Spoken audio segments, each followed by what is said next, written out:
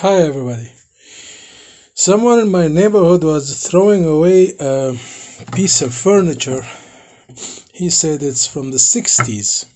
His parents bought it and he wanted to throw it away. It looks very nice. I don't know. I loved the grains on the wood. It's very nice and old wood, but I don't. But the funny thing in this wood that was very hard. It's really hard because it's old and stuffed, but now because of this wood is very old and stuffed, so I will put it in a bag and I will put olive oil on it and keep it here for a week or two, and then I can chisel it and cut it by hand saw and make it as a table saw, and then I will plane this one, this piece of wood. It will look nice. I was thinking in cutting this section here, taking it away for another project, and this section will be the shelf under the table, under this, so it will look nice. So just imagine this section over here is the shelf. That's nice. And this one also is gonna be this one is gonna be the legs. I'll make it thin. I'll not make it very thick. It's only 2.5, 2.8, 2.7 millimeter. I'll make the legs thin, but I will put too much connection and joints between them that it will be strong, because this wood is really strong. This is in Norway we call it eik, and this wood, the older it gets, the stronger it gets. It can get very strong that it's not easy to cut. Of course this one is eik also, but this one is very old. It was really hard to cut, and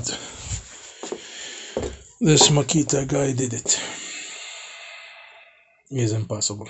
A very expensive tools couldn't do it, and the cheapest tool in the market did it. Okay, there is always something that shocks you in the world. Hi. After 5 days in olive oil, it have drink enough. It's much better than it was. So yeah, I found out what was the problem with my Milwaukee. So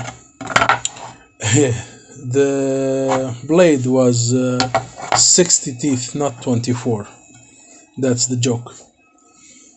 Yeah, so Milwaukee can do it. No, sorry, Milwaukee can do it.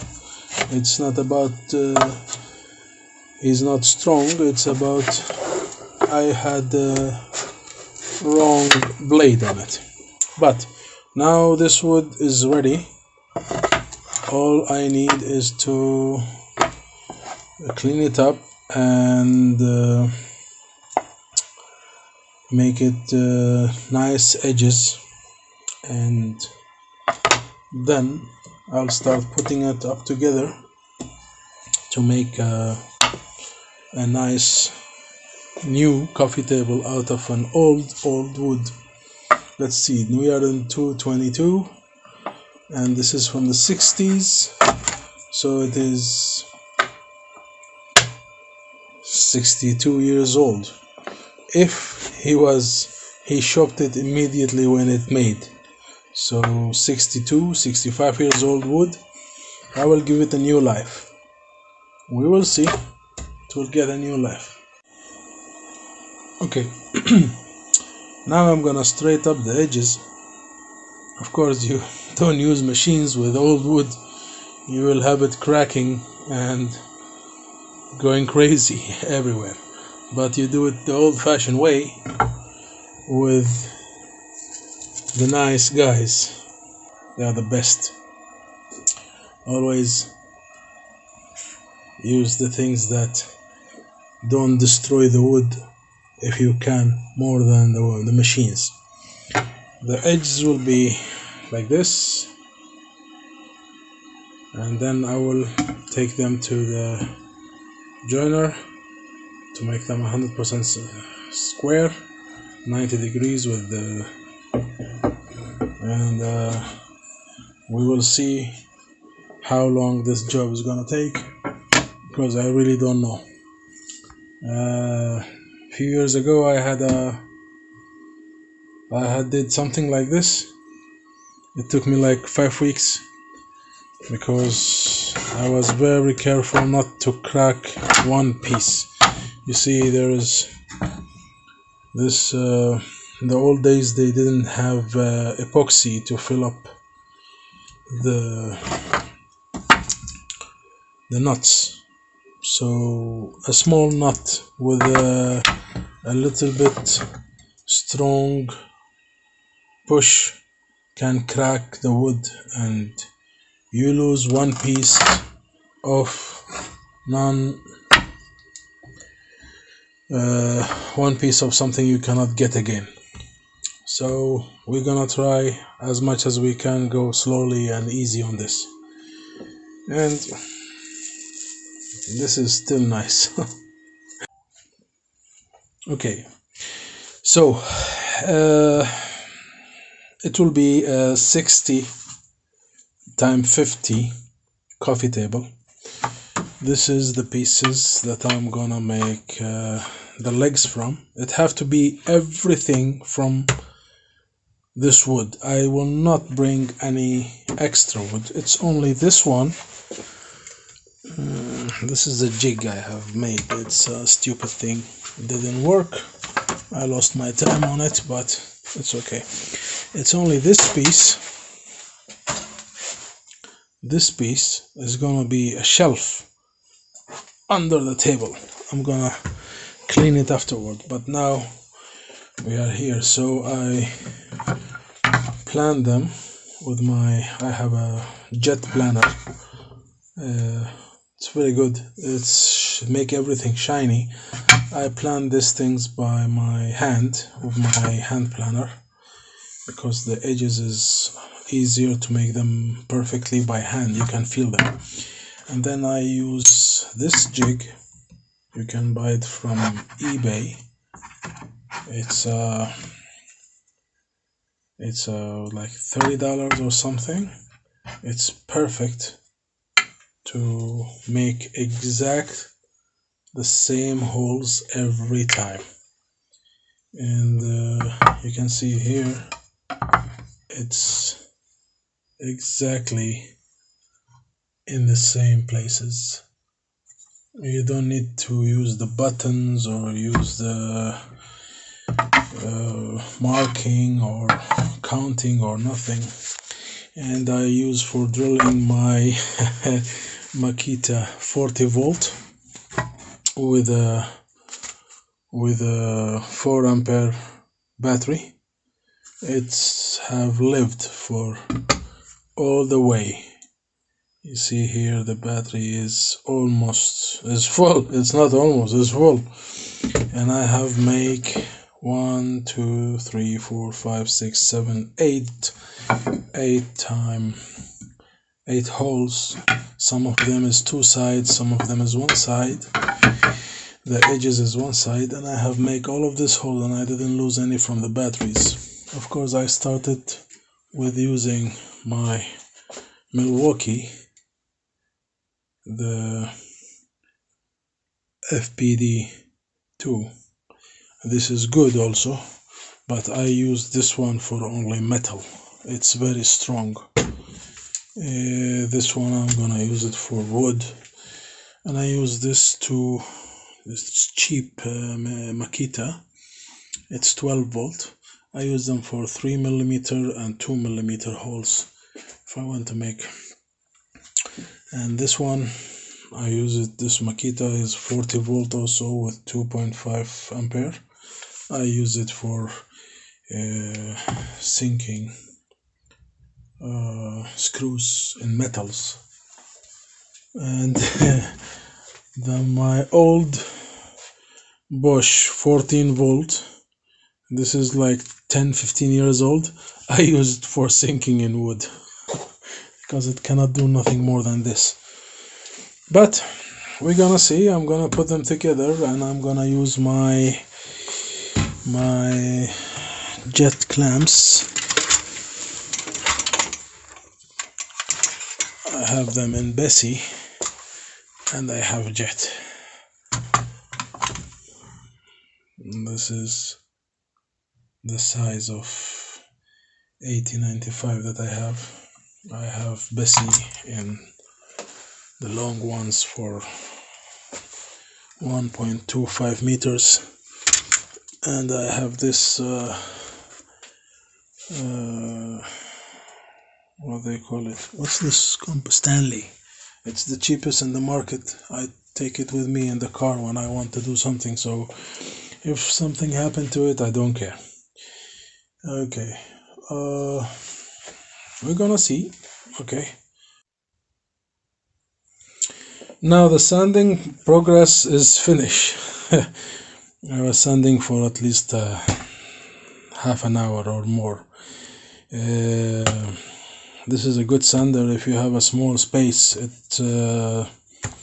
suck much of the dust if you don't have a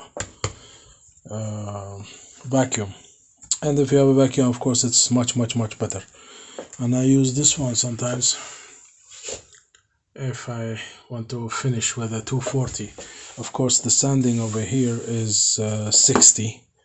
Okay, it's Milwaukee sanding machine 60, and this is how it looks now.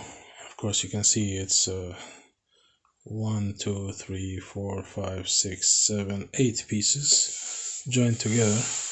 This is only with hand. There is nothing joining with a machine or something. I have joined it by hand. It's perfectly straight, as I can see,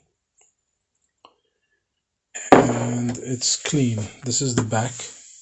I'm gonna fill up here with epoxy, black epoxy over here. Now the holes, I'm gonna fill them with black epoxy. And this is the face. I have just sanded with a 60, and then I'll do to the 180, and then 240, and then I will put the finishing on. But and I sand this pieces. It's gonna be part of the leg system, and then I will start making the legs. But I was thinking in making the legs of make it look like a snake or something. I will see what I will do, because I don't have much choices with this old wood, because I promised to make it all from the same cupboard. I will not use any extra wood from mine. We will see. I'll make it all from the same wood. I'm gonna need to join 2 or 3 of this and then cut them like this to make a leg or something. I'll see. Maybe I'll cut them in half and then make a dowel inside. I'll find the solution for it. But we're gonna see how it's gonna work. This one I didn't use any belt sander, anything. It's only this sanding and perfectly joined. It's there's 100% cube, as you see. It's no any space or any up and down. It's perfect. The sides is okay. I'm gonna make a frame for it. I think I'm gonna find a piece of the wood that it is in another color, or darker or less, and then I'll make it as a frame so it will look nicer. We're gonna see how it will end. Okay, of course, as usual, I get carried with work and forget to take videos, but as you see, I have made a frame here, and I have put 8mm inside. This thing is on the side that goes with the grain. I don't care, I just put 1, 2, 3, 4. But on the side where it is connected to each other and the boards is next to each other, I put 1 in each board. It's to just keep it as long as possible stable, you know. And so I put 1 here and 1 here and 1 here, so it will hold on as much as it can. It just help a lot, I think. But now this is the table. I put, of course, I make it I made a piece of the same wood here. I made a piece over here to make it higher, so it will look like hanging up, and I put a small frame over here. I didn't put any finish or sanding yet. The finishing sanding, I didn't do it, but and the legs is over here.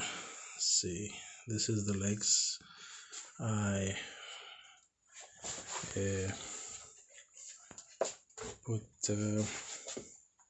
made the legs from few pieces of wood putting together. It's okay. And then I put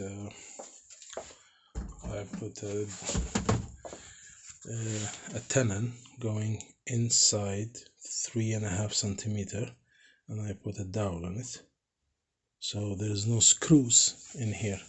It's all wood. You can make a screw. I'm gonna cut this section here. I'm gonna cut it, this one, exactly with the frame, with the leg. I forget. I made a small shelf over here, if you see. I'm sorry, I'm not perfect at picturing, but this is the shelf I made. It's pieces of wood with 1 centimeter thick, and it's a small shelf just to put if you have a remote control or a mobile that you want to not your parents to see or something, so you just push it down there. I'm gonna scrap this and chisel it to make it exactly with the surface, and I think I will make a finishing with the same color. I will not put and I will not change the color. I will just shine up this color. The color is perfect. This is one of the oak table I made from old wood, and the oldest thing I work on was a piece of oak that it was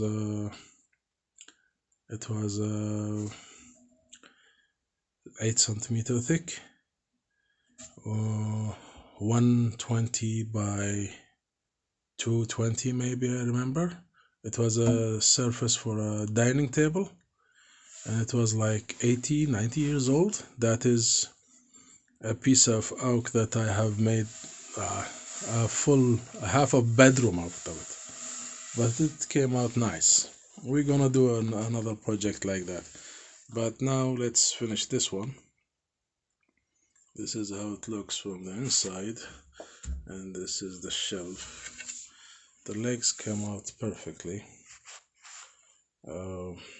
Of course, this is not the finishing sanding. I didn't finish sanding yet. And we have the M12 FDGA. It's the sanding machine that I will use to sand the rough sanding, you know. It helps with the curved edges. It's nice. It's do the job more than other. So I will continue, and then I will put a finishing, and then we will see what we will finish. Okay, just 2 hours ago, finish polishing and waxing this oak table. First I use the hard wax oil Osmo. I blend 2 colors in here. I always have boxes of two colors and 1 box empty, just to blend if I want something not very dark or not very light, some immediate in the middle. And after I use this wax, I leave it for half an hour, and then I dry it up and clean it, shine it from the wax, and then I heat it with my heat gun. Not too much, only a touch of heat to make the dark color dive in the grains, you know. It's dive inside. And then I put another kind of oil wax. This is I don't know what is it, but it is impossible. It gives a very silky finishing on the wood. It makes you feel that it is made of glass, not from wood. But of course it needs to harden up a little bit. And after I put this one, leave it for 10 minutes, and then polish it with medium polishing, and then shine it up with, I use the Milwaukee BPS M12. It's good, it's fast, it's all you need. Just shine it up with this a little bit to take away the pieces and the things that it is nasty, or you have a drop there or something, you take it away, and then you shine it up with this guy. Just go through every place, few times, going and coming, and in the end you will have this shiny look. It's okay. Yeah, the legs, I love it. It's made of 5 pieces of wood cut. Of course I couldn't make it bigger because it's, I don't know, I make a mistake over here when I was cutting and then I needed to make all of them look the same. I wanted to make it something else, but I made a mistake. So I just continue on my mistake on the second one and do all of them is this same shape. And I don't know. Tell me what you think, guys. It's look good.